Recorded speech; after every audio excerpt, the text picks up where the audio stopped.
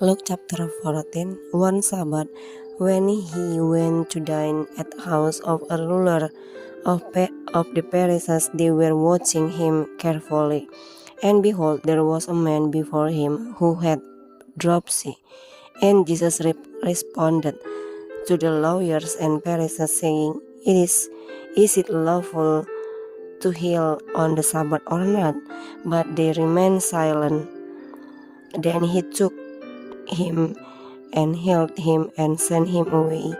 And he said to them, Which of you, having a son or an ox that has fallen into a well on a Sabbath day, will not immediately pull him out? And they could not reply to these things. Now he told a parable to those who were invited.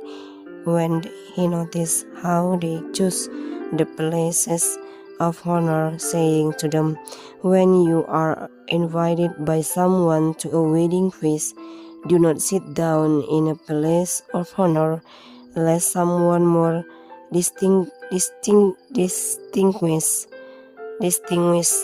than you be invited by him.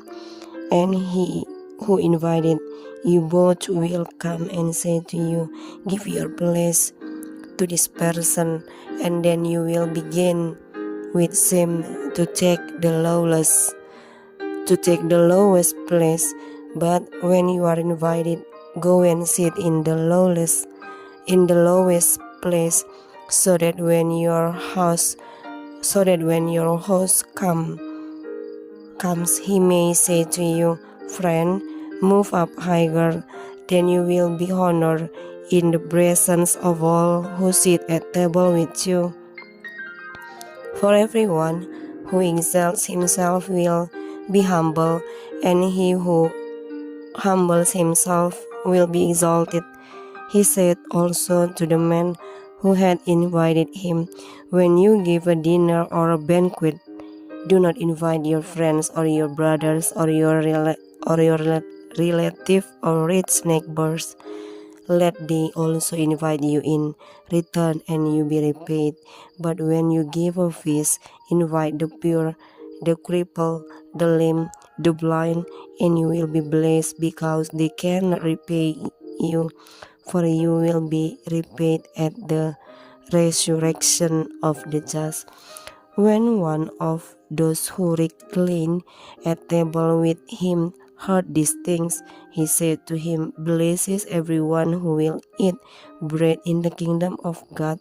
But he said to him, A man once gave a great banquet and invited many, and at the time for the banquet, he sent his servant to say to those who had been invited, Come, for everything is now ready.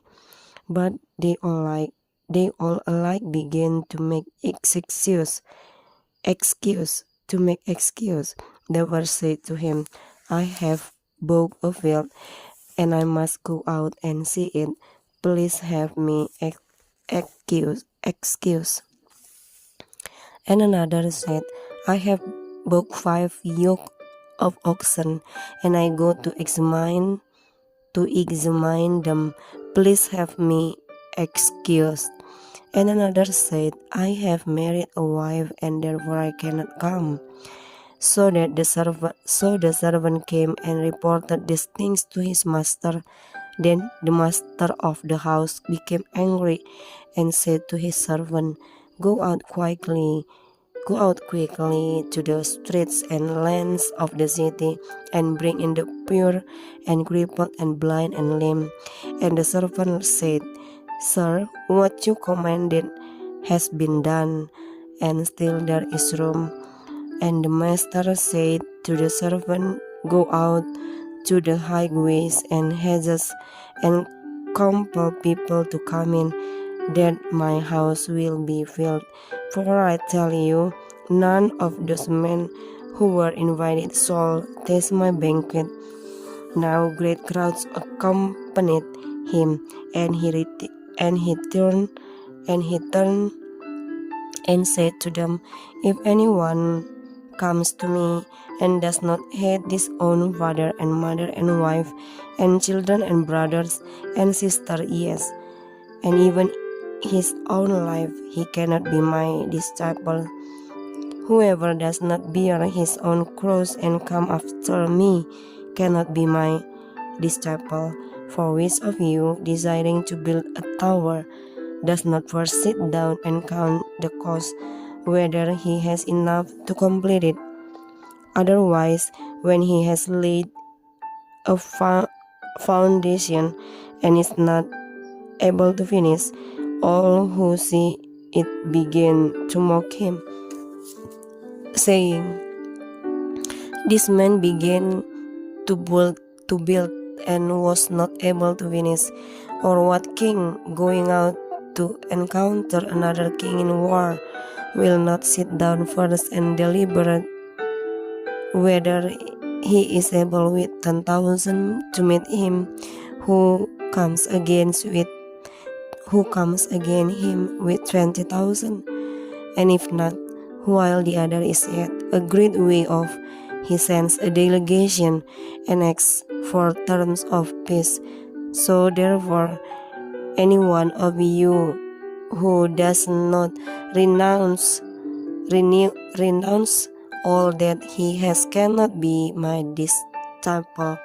Salt is good, but if salt has lost its taste, how shall its saltiness be restored? It is of no use either for the soil or for the manure pile. It is thrown away. He who has ears to hear, let him hear.